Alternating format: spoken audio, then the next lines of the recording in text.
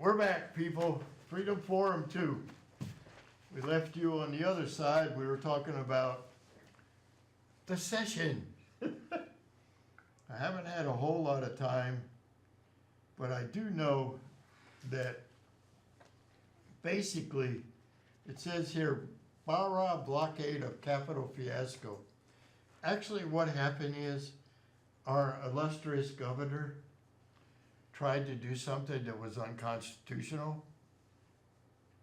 Really? Yeah, really, he did. And of course, his good friend, the Attorney General Jeff Landry, caught that. And we all know what happens there. They always go to coffee and have breakfast together, and really,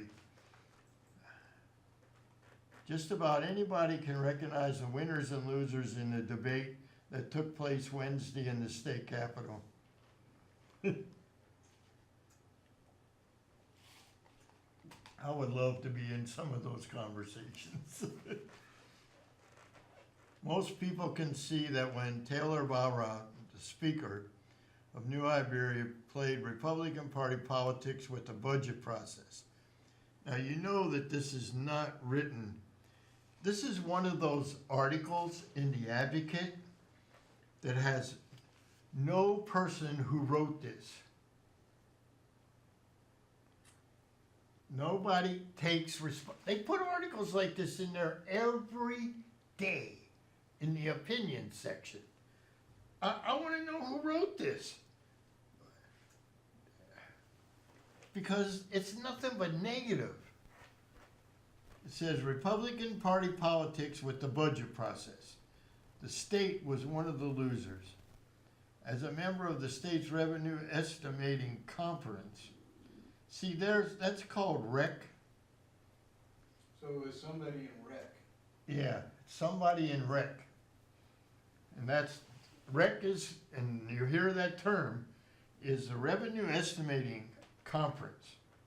And what that is, it says it right here, Barra repeatedly refused to recognize new revenues for the state budget, even though economists clearly forecast that additional money would be generated.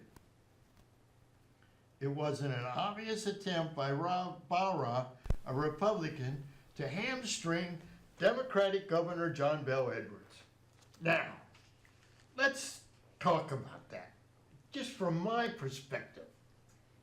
I've been following this budget thing for 3.5 years now.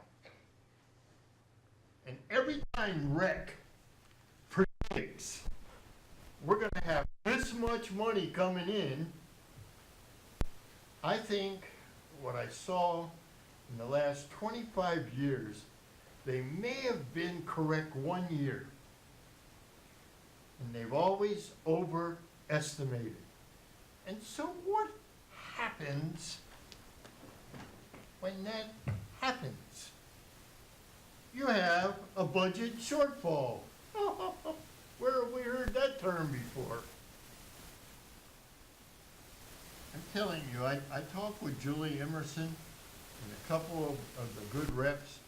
The reps in our area, Uval and De Villiers, and most of the time Pope. Is it Pope? Yeah. No, not Cortez.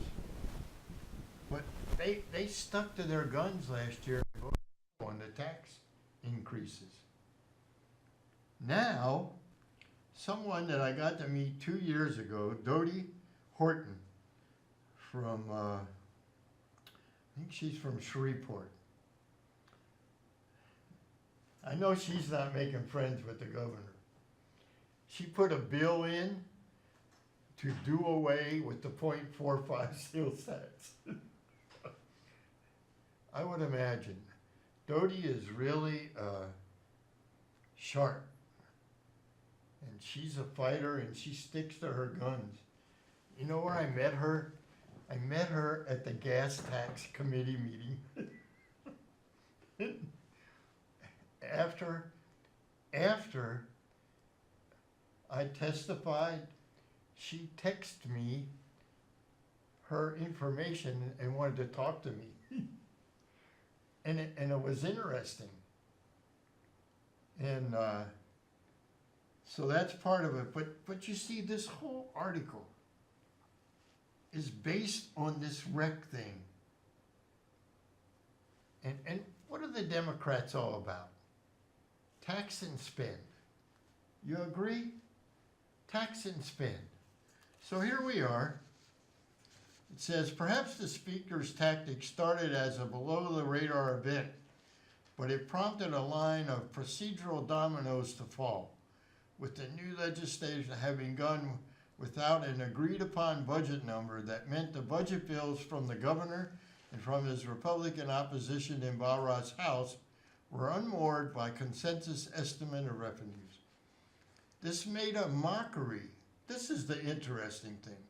This made a mockery of what the rec was created to do. It was born a reform decades ago intended to prevent the budget from being inflated by politicians for their own purpose.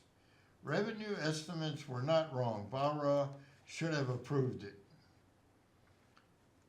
See, what I don't like is this whole article, nobody knows who wrote it. Here's another interesting article. I get these out of the Advocate. Actually, I'm going to go to this one first. This is really, and an actual Democrat put this bill in.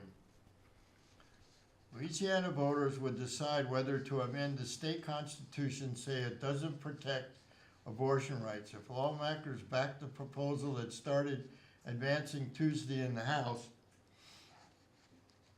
mark this bill down. The anti-abortion proposal, House Bill 425, that's HB 425, sponsored by, very interesting, and I've had the opportunity to talk to this lady, Democratic Representative Katrina Jackson of Monroe, could become important if the U.S. Supreme Court ever reverses Roe versus Wade decision that legalized abortion.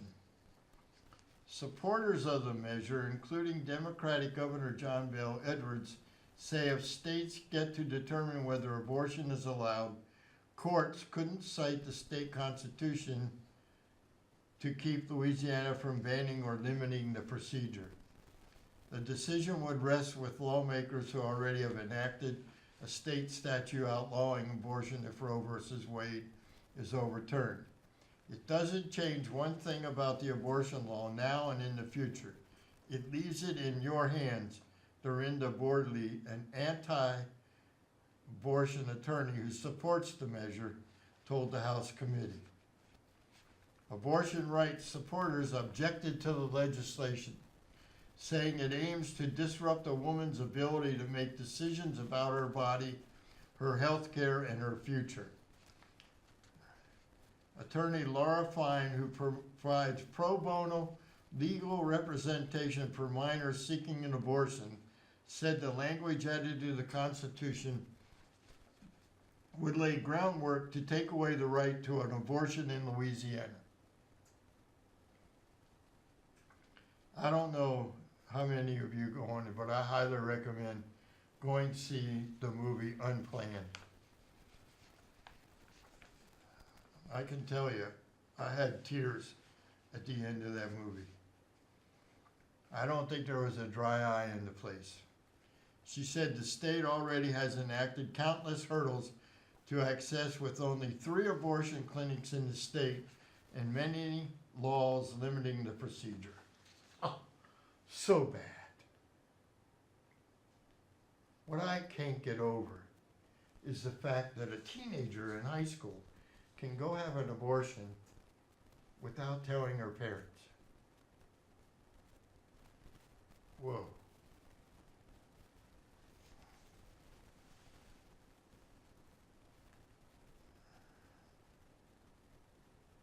The new language in the Constitution would read, to protect human life, nothing in this Constitution shall be construed to secure or protect a right to abortion or require the funding of abortion. The House Civil Law Committee agreed without objection to send the bill to the full House for debate, with Jackson saying she hoped to schedule a House floor discussion next week, which would be the coming week. The constitutional change would require support from 2/3 of the lawmakers and a majority of voters in the October 12th election for adoption. So this thing isn't just decided in the legislation. This is put to the Louisiana voters. We think that something that the Louisiana voters should have a right to have their voices heard, said Matthew Block, the governor's executive counsel, who testified in favor of the legislation. It's pretty awesome. Time we got here. 45. We got 45 minutes left. Already a horse. I'm gonna need a break in a minute. Yeah. I'm gonna go through a little bit of this. This one here, I haven't really read through it, but it says bill to lower auto insurance rate moves. Voting along party lines, the Louisiana House Committee Monday approved legislation that dramatically restricts auto crash victims' access to the courts in a way that Insurance Commissioner Jim London said he's pretty sure could lower the cost of auto insurance. 5 Republicans on the House Committee on Civil Law voted to advance HB 372. I give these bill numbers, you need to go read the bill.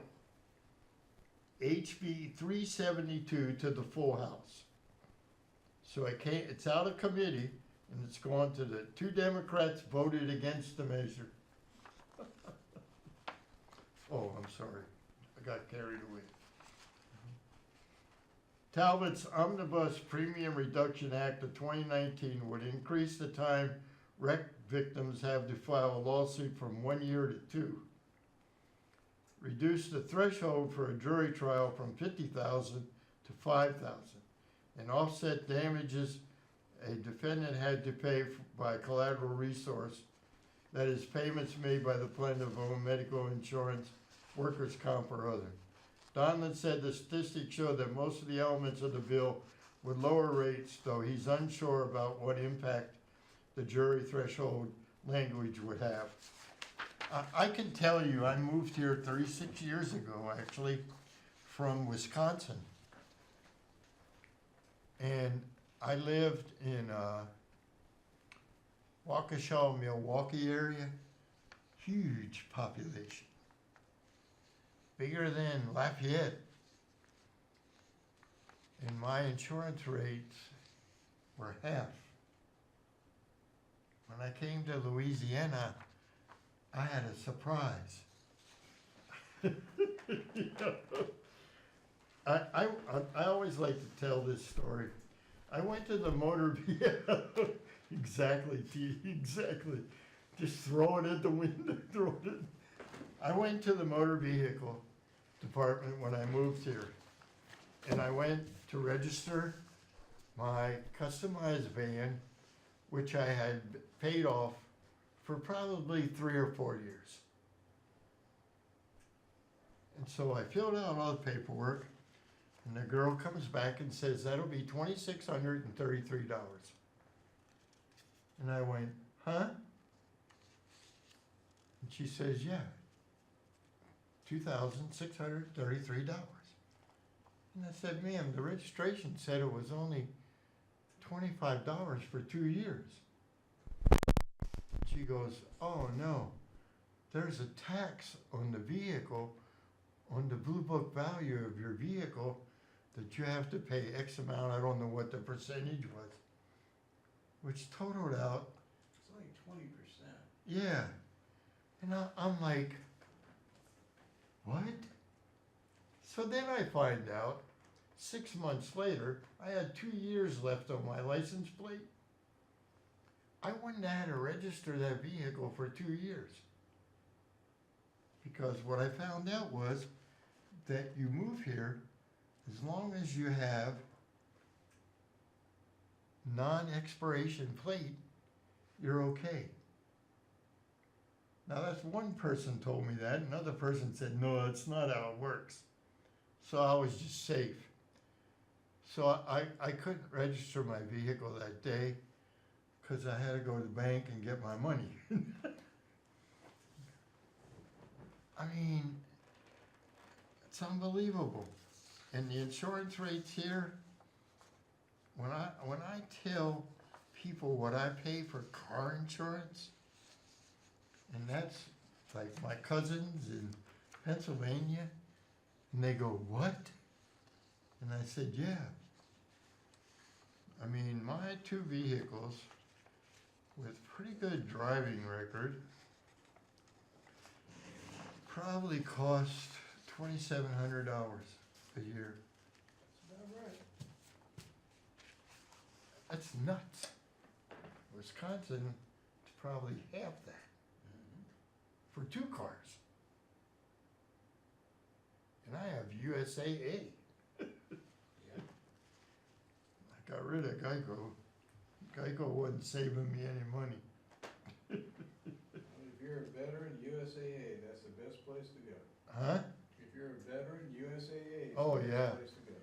And you know what the nice part, just to give you a little information, if you're a veteran, the nice part is that my stepdaughter, George, and they were able to go because I was USAA and get their insurance through USAA, and it saved a ton of money. So family members, if you're a veteran, family members, as long as you have a policy with USAA, they can go and get their insurance at USAA, and he saved a ton of money. So and the unfortunate part is I never knew about USAA till 3 years ago. And well, actually what happened is Geico kept going up, and it was getting out of hand. And so I started looking around, and somebody said, you're a veteran, check out USAA. Man, I had about a 30% cut in my insurance right there. So this is a bill that they think will change the insurance rates. Literally. You know, there's a lot of discussion right now about billboards. And I think, no, some feuds below the radar in the new legislature. I could read through all this. In Louisiana, parish officials handle sales tax collections. A Homer Republican is trying to start the process of constitutional change to centralize those collections instead of saying Louisiana is one of only 2 states with a fragment. And Maggie said the tax collection method doesn't make sense anymore as businesses have grown larger. Here we go again. Remitting sales tax. Several business organizations are backing Maggie's proposal. Here, I was talking about billboards. If you drive from Lafayette to Lake Charles, have one of your kids or your wife count the number of lawyer billboards that you see between Lafayette and Lake Charles. I also could tell you the other billboards that don't really give the state a good name about certain businesses that are along the route. Farland said he's heard from many people who believe the billboards lead to distracted driving and also contain distasteful images or messages. Until 3 months ago, he rented space on his own land to companies displaying 4 billboards. But he had them removed 3 months ago. The perception of billboards is not positive. Yes, they do enable businesses to advertise, and I'm not against the advertisement of local businesses. But when those billboards occur so frequently, we have to question, are we creating distracted driving? Are we creating hazards? Are we taking away from the natural beauty? But the legislation which McFarland would require support from 2/3 of lawmakers to pass faces a tough road to passage. Lamar Advertising, a powerful and large Louisiana company, is heavily fighting both measures, calling them anti-business. We consider it an assault on our Louisiana company and, more importantly, on the many Louisiana-owned businesses. Lamar spokeswoman Ali McAlpin said in a statement. Those are some of the bills that are going on in there. The other bill they're trying to do, and I'm staying pretty close to a national thing, but we're about to watch a video here. 17 minutes, yeah. Reinstating 3 sales tax holidays. They're trying to bring them back. There's an argument between to resurrect the sales tax holidays. They want to do them all on the same weekend. Yeah. It's like, duh. Many lawmakers didn't realize that until a few weeks later that among 100 or so suspended exemptions were the 3 weekends when consumers wouldn't have to pay state sales tax on many of their purchases. 3 separate weekends. But now they want to do them all on a 2-day, 1 weekend. I mean, I think the theory was you spread it out over 3 different weekends. Well, you spread it, well, one was for Hunting, one was for school supplies, school supplies. and I'm not sure what the third one was. Yeah, I forget, but, well, it says to buy school supplies. August covers a lot of, But the other one was at the beginning of hurricane season, it was to get supplies for, Was it what? hurricane. Was at the beginning of hurricane season, to get supplies Oh, for yes. hurricane. yeah, you can get hurricane supplies. So they want to do, the bill number, I believe, HB 450, Barry Ivy aimed to put all 3 sales tax holidays on a single day and consolidate the differing aspects of each holiday. For instance, only the Second Amendment holiday exempts both local and state sales tax, which depending on jurisdiction could be about 9.5 cents for every dollar spent. The other 2 holidays apply only to 4.45%. HB 450 would have forgiven state and local sales tax for most consumer purchases during a single 3-day holiday and set the $2,500 cap on all transactions. See what you're really doing here is $2,500. You're limiting them to $2,500. Well, they were always limited. They always did that, but this is all 3 on the same weekend. Oh, I understand. I mean, the measure would have raised the cost to the state from 4.9 million in lost revenue to 6.4. Representative Julie Stokes, Republican Kenner, yeah. I wish she would put a D in front of her and say Democrat from Kenner. Supported the concept of making holidays uniform and run on the same day. Go figure that she would go for that. Acadiana Rep. Philip DeVilliers, Republican unit, said he was concerned about taking away a source of revenues from already strapped governments. The committee voted 11-7 against reporting HB 450 to the full House for further consideration. So it didn't get out of committee. Just thought I'd let you know that. And then here's next Tuesday, I'm going, if feasible, House Bill number 542. My favorite person Representative Steve Carter, Republican, Baton Rouge. I want you to think about that. A Republican in Baton Rouge. And what does Baton Rouge want to do? This is the gas tax. Okay? They want to build a bridge. And you have a Republican in Baton Rouge proposing legislation to control the DOT's operating budget and fix the state roads and bridges. Providing safe roads and bridges are a vital function of state government, and it's time for us in the legislation to start making our citizens' safety a priority. Wow, that really sounds good. We already have a gas tax, and I bet you 100% of that gas tax isn't going for infrastructure. Matter of fact, I know it isn't.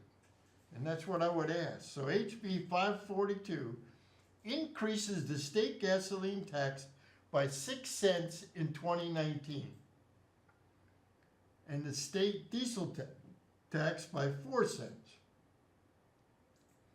Both taxes will increase by 2 cents every 2 years through 2031. So that is 10 years, and that's a total of 16 cents, I think. Now, with no increases beyond that time. Now here's a catch to the bill. The bill also establishes a $300 fee on electric vehicles and a $200 fee on hybrids. And they go on to tell you. My question is, why would I trust them to pass a gas tax and use the money for what they say they're gonna use it for? What do you think, T? Think we could trust them? Nah. I talk a lot about these two books, Sustainable and Behind the Green Mast, UN Agenda 21. I want to show you a video, and I forgot. The title of it is How They're Going to Take Over America, basically. If you got some friends, you want to get them to the phone, or get them to the phone, get on the phone and get them to watch the show right now. Because this 17-minute video really lays out, and I think 22 states have signed on to this. It's not good. And of course, our friend Ocasio says in 12 years we need to get rid of CO2 so we won't have any food and no cows. Good plan. But anyways, we're gonna show that video. I think it's important that y'all see it. Now, one of the things that I've started doing is I'm putting these videos up on the Acadiana Patriots website, which is www.acadianapatriots.com. And they're on the home page, and you can click them and you can watch them. I have 4 of them up there right now, and this is one of them that's on the website, so you can share them. So let's go ahead and show that video. It's 17 minutes, lengthy, but it's full of information, and it should open your eyes to a lot of stuff. So.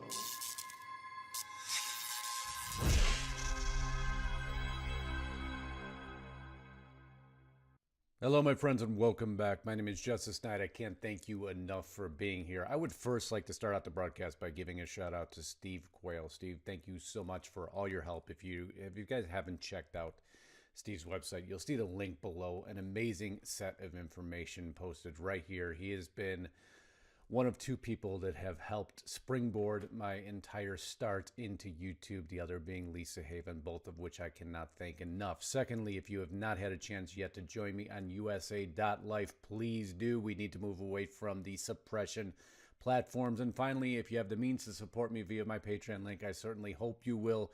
Nowadays, with all the censorship and suppression, is the only way I have to bring these broadcasts to you. Broadcasts like today, which I'm going to outline to you the globalist battle plan in its, one arm of its entirety.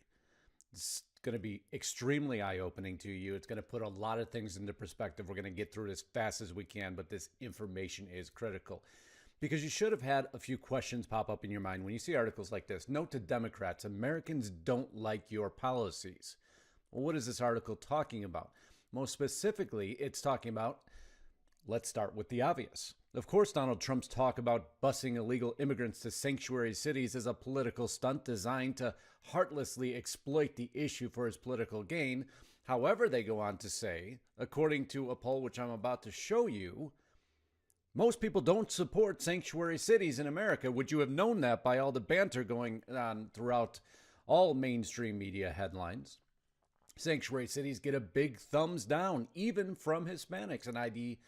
An IBD-TIPP poll, which I can show you the technicals of it, but it's kind of boring because at the end of the day, it's just not supported by America. But you would never know that by listening to all the talking heads. Let's not even take into consideration of funding going into sanctuary cities, mapping $27 billion in federal funding of America's sanctuary cities. But a lot of these here listed are in trouble because they're not allowing ICE to do their job, deport illegal immigrants, question prisoners. So the feds are saying, we're going to pull your funding. And if you ever want to know how much the sanctuary cities in your state are being paid, I will put a link to this map below. Simply highlight it, click on it, and it will give you all the federal funding and how much they've been awarded.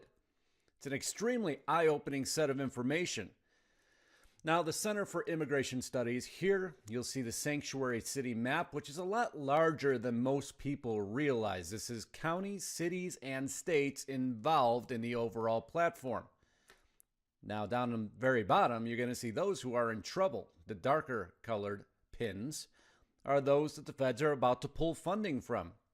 And there's still some under consideration, and then some that should be okay. But once again, remember this map for 1 second, because it's a part of a much bigger plot.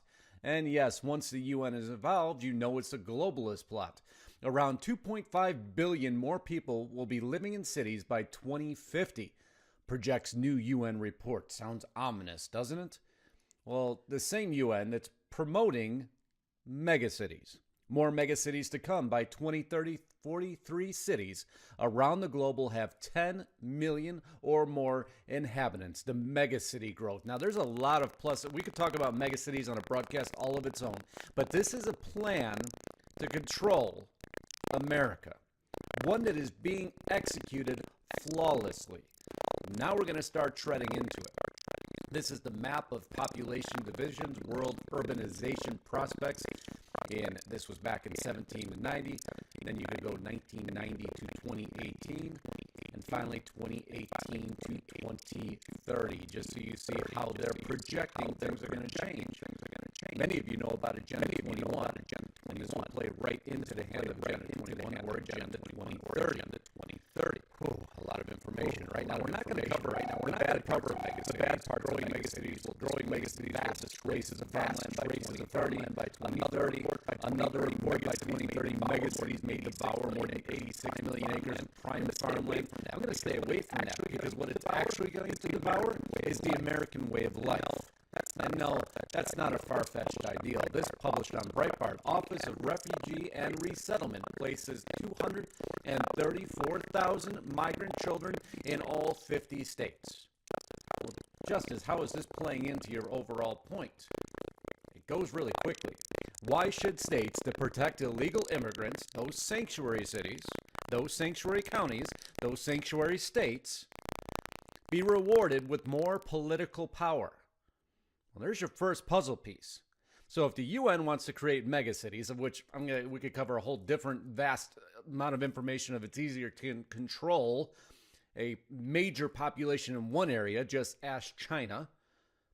But we're going to stay away from that. We're just going to go simply for the vote.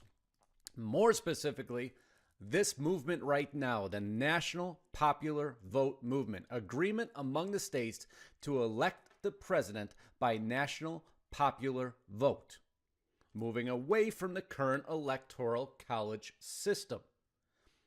Did you know that if you went through this is a movement? Actually, I'll give you a current headline because it might help. This is all in regards to Article 2, Section 1.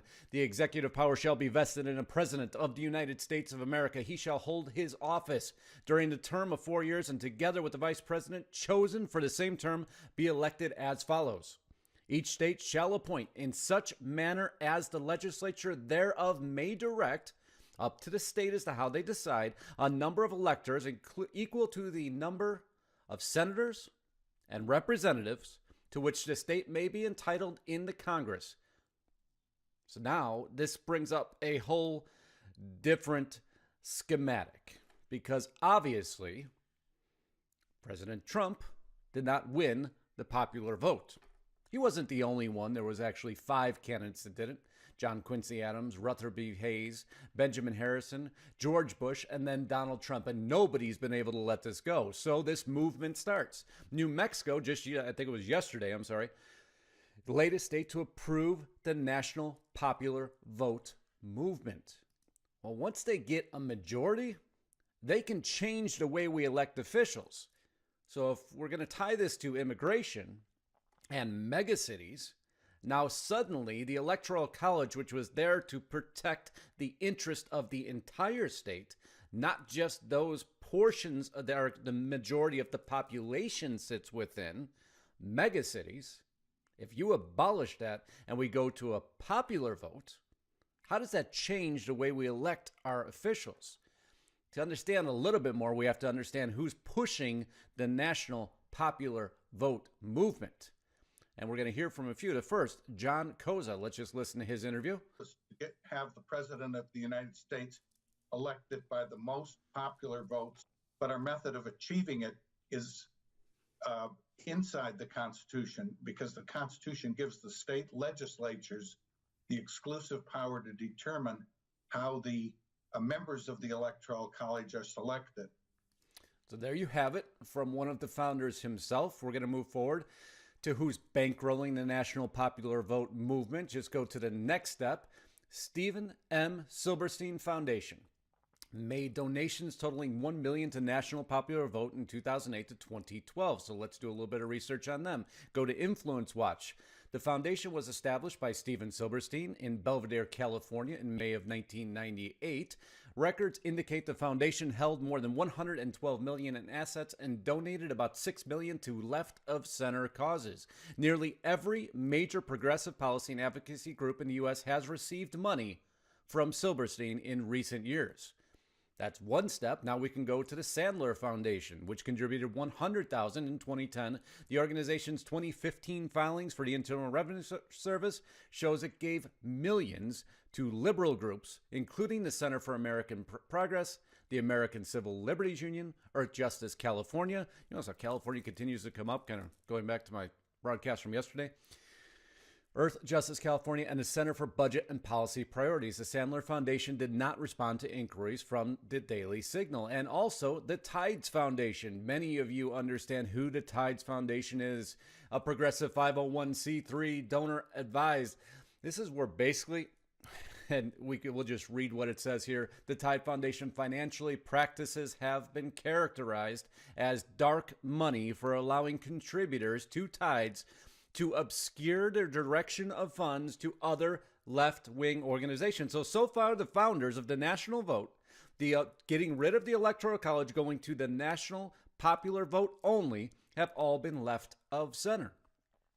You can go a little bit further to the chairman, Koza, who was inventor of the scratch-off lottery ticket. Koza has been a donor to the Democratic candidates in federal elections. Politico reported that Koza spent $14 million promoting the Popular Vote Compact, and then he planned to budget $2 million per year from there on.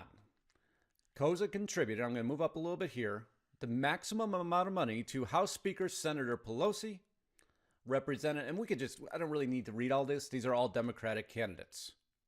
And now we're going to get to the main driver and one of the main driving forces behind all the globalist agendas. There you go. The Jennifer and Jonathan Allen Soros Foundation gave $1 million to the National Popular Vote movement.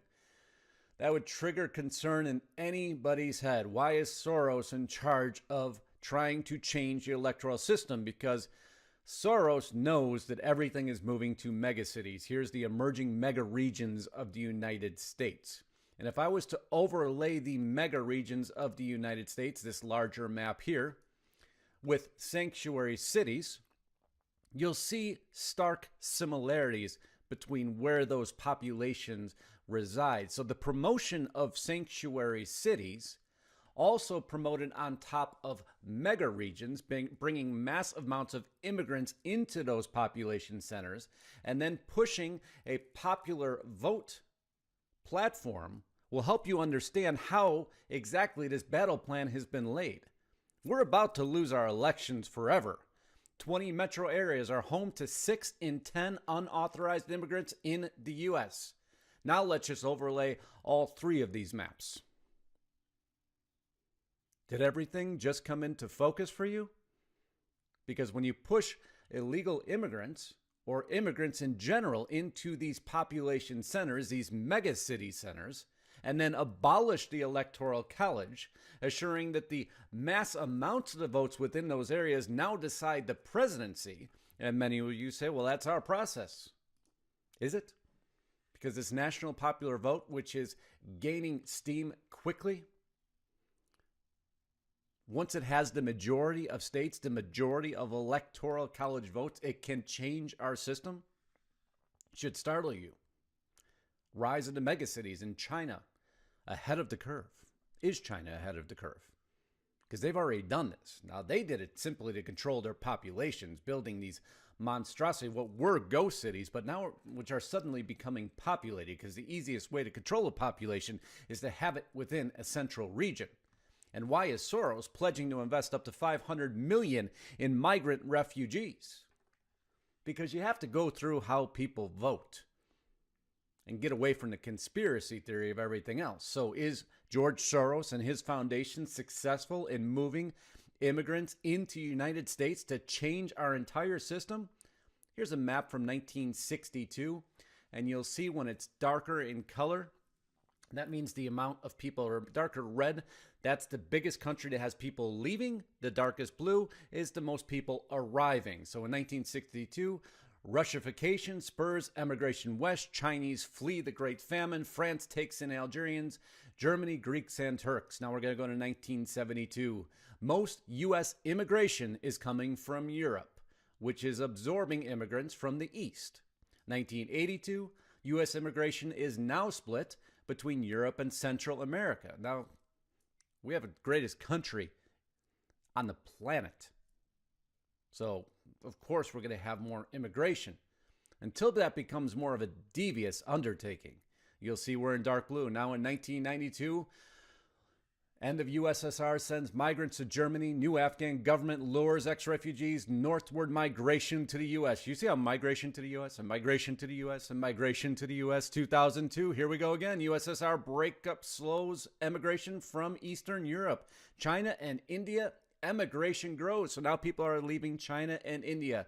Now 2012, there you see the United States expand again. Immigrants leaving their country, flee from war-torn Sudan and Syria. Record immigration to the United States. So why is that so impactful? Well, let's just go back to the last election and let's take a little history lesson. First of all, we know that the attack by the liberal agenda has been on our children. And you'll see the younger the age group, the more they vote Democratic. Now we're going to vote for Democrats. Now we're going to go into race. White, 57% voted for Trump, and non-white, 74% voted for the Democrat candidate, Hillary Clinton. You'll see the dispersion here between each of the races. And then we're going to go one step further. Were you born a U.S. citizen? No. 64% voted for the Democratic candidate, Hillary Clinton. First-time voters, 57%. voted for Hillary Clinton. So if that plan isn't now crystal clear to you and you don't understand the nature by which George Soros and his globalist organizations and the UN know that the more immigrants that they can push into the United States, into the mega cities, abolishing the Electoral College, forever taking over the vote of the United States, is the ultimate battle plan now outlined for you in clear daylight, because they have it as the national popular vote.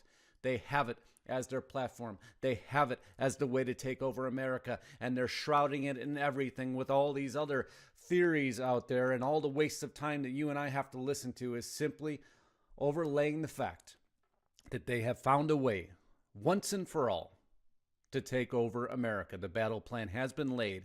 It is in full action, as you see here. And I will continue to bring you updated articles when we have ones like this.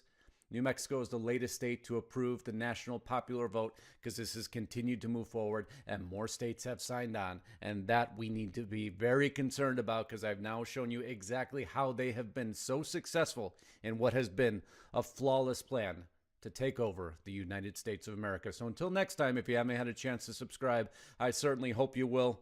I want to continue to bring you this information. Please help me share these videos wherever possible, and stay tuned right afterwards. You'll see the recommended videos I have for you, and I hope you enjoy those also. So Godspeed and God bless. Until next time, Justice Knight, signing out. Huh?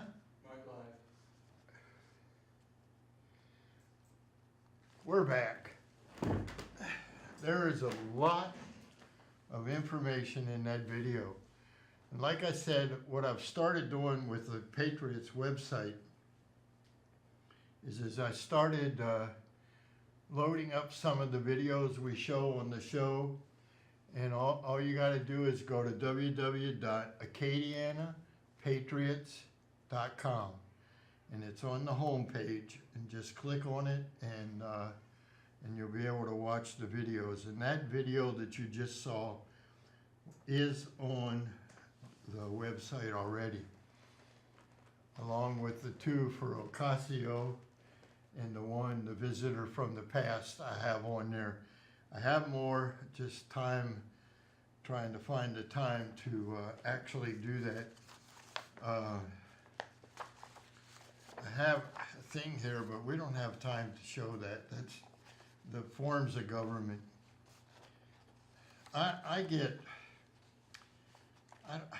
I don't know how or where these representatives, but diversity in democracy is harmful to the GOP. First of all, it's not a democracy. How many times do I have to say that? Go ahead, Chief. Hey, I'll just make it quick. Normally I try to keep on topic, but it's getting late. But I want to run something by the viewers. You know how the socialists and the Democrats, the left-wing liberal loons, are very generous with everybody else's money. They want to, we want to give more to charity, blah, blah, blah. I want to give some quick figures here. It won't take me long. 2018, Bernie Sanders to charity, I think 3.4% of his income. Kamala Harris made billions of dollars last year. 1.4%. Woo! You ready for this one? 0.3%. Elizabeth Warren gives the most. 5.2, which is still pitiful. Kristen Gillibrand, 1.75%. And Amy Klobuchar, 1.85%. Boy, that's really nice. Like I said, all these people are generous with our money. Catch you later. Thank you, man. All right, buddy. Have a good Easter. And it's true.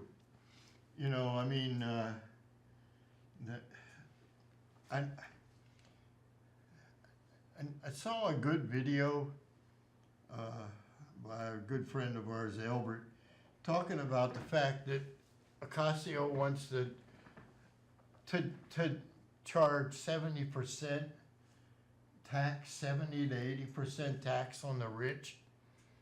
Do you understand if that happens, money and jobs leave this country. They'll be gone. I just don't understand. Well, I do understand, especially in Ocasio. She's just a puppet. Somebody just writes out a bunch of stuff. If you ever watch when she talks, she's reading from a script. But this here, diversity and democracy, is harmful to GOP. First, the facts. Democrats are more diverse than Republicans in almost every imaginable way, racially, ethnically, religiously, and ideology.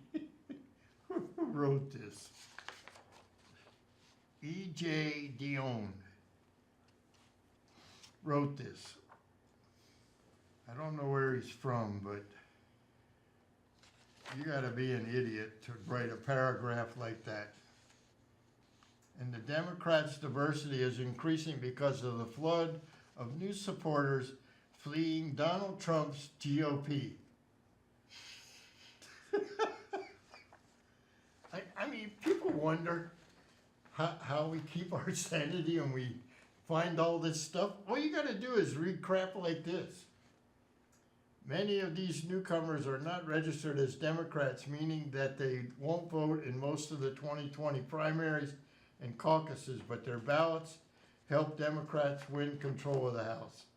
As for Republicans, they are overwhelmingly a party of whites and Christians. They tilt male, especially in their leadership. Among women in the House, 89 are Democrats and only 13 are Republicans. You know, you read crap like this.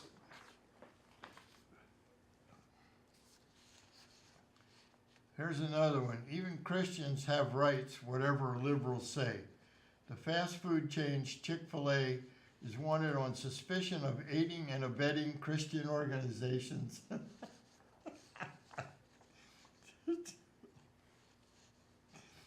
The home of the original chicken sandwich was banned from the second airport in 2 weeks for the offense of contributing to Christian groups deemed anti-gay by its critics.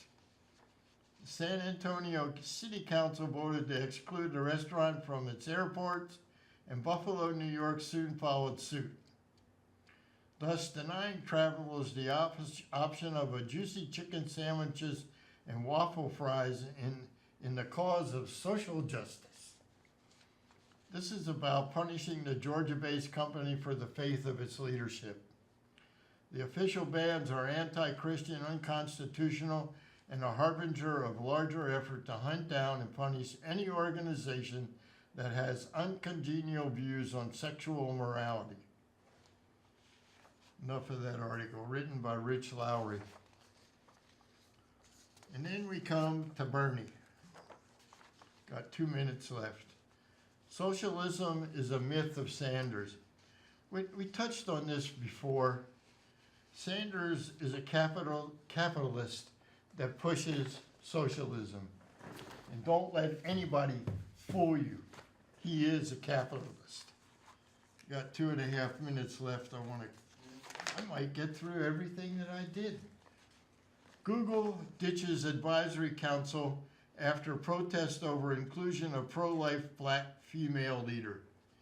Believers in internet freedom and all the potential should be deeply disheartened by Google's spineless decision last week to abandon its artificial intelligence advisory council. All because this person was a Christian. Bias on display on Google categorizes unplanned movie as propaganda. You heard that? Yep. Bias on full display. Google categorizes unplanned movie as propaganda. It's amazing to me.